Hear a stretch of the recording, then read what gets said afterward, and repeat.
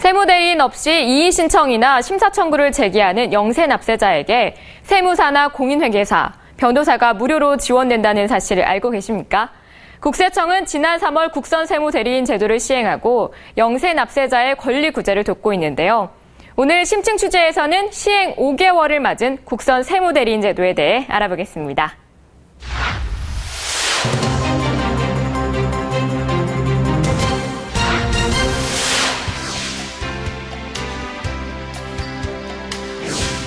영세 납세자가 과세 불복 청구를 제기할 경우 그들의 권리 구제를 돕는 사람들이 있습니다.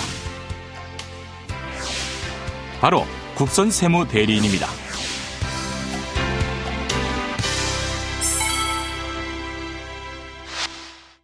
국세청의 과세 처분이 부당하다고 느껴질 때 우리는 이의 신청이나 심사 청구 등의 불복 청구를 제기할 수 있는데요.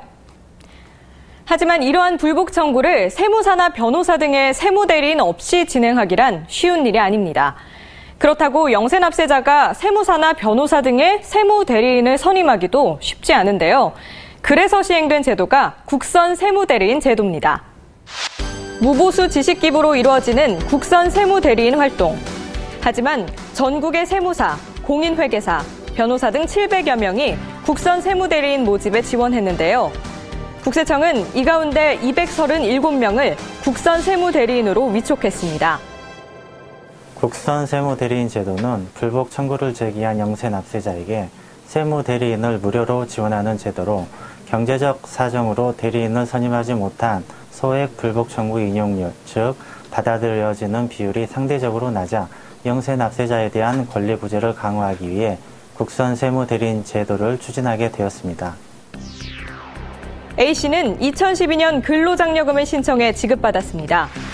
그런데 국민건강보험공단에서 통보한 A씨 배우자의 급여 자료를 확인한 과세관청이 A씨에게 근로장려금 환수 결정을 내렸는데요. 하지만 A씨의 배우자에게 발생한 급여는 실제로 지급받지 못했을 뿐만 아니라 지급받을 가능성이 없는 체불임금이었습니다. 국선세무대리인은 A씨 배우자의 급여가 지급받을 가능성이 없는 체불임금임을 입증해 근로장려금 환수 취소 결정을 받을 수 있도록 했습니다. 과세 처분이 부당하다는 것을 입증하기 위해서는 그에 해당하는 증거 서류들을 제출해야 하는데요. 하지만 납세자 혼자서 법령을 검토하고 증거 서류들을 찾아내기란 좀처럼 쉽지 않습니다. 국세청은 지난 3월 국선세무대리인 제도를 시행한 이후 과세 처분 등에 대처하지 못한 영세 납세자 114명에게 국선세무대리인을 지원했는데요. 그 결과 35명의 영세 납세자가 국선세무대리인의 도움으로 권리 구제를 받았습니다. 전시 기획업을 하는 B씨는 과세관청으로부터 매출 누락 결정고지를 받았습니다. 과세관청은 B씨가 신용카드 매출액을 신고 누락한 것으로 보고 부가가치세를 추가로 부과했는데요. 하지만 사실은 카드 단말기가 없는 전시협회 대신 자신의 카드 단말기를 사용한 것이었습니다. 국선세무대리인은 자금 흐름 등을 추적해 신용카드 대행결제 사실을 확인하고 협회의 매출임을 입증해 과세처분 취소 결정을 받을 수 있도록 했습니다.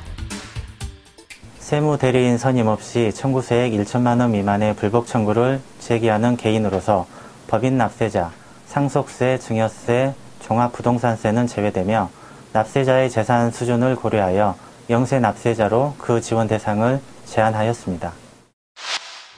국세청은 이달부터 지원 대상자의 보유재산 기준을 3억 원 미만에서 5억 원 미만으로 완화하고 복식부기 의무자 제한을 폐지해 국선세무대리인 지원 범위를 확대한다고 하는데요. 앞으로도 국선세무대리인 제도가 억울한 과세 처분을 받은 영세 납세자에게 든든한 지원책이 되길 기대하겠습니다. 국세청은 영세 납세자의 권리 구제를 돕는 국선세무대리인 제도를 더욱 활성화해 나갈 계획인데요. 사회적 약자를 보호하고 국민이 신뢰하는 공정한 세정을 구현하는 데 앞으로도 힘써주시길 바라겠습니다.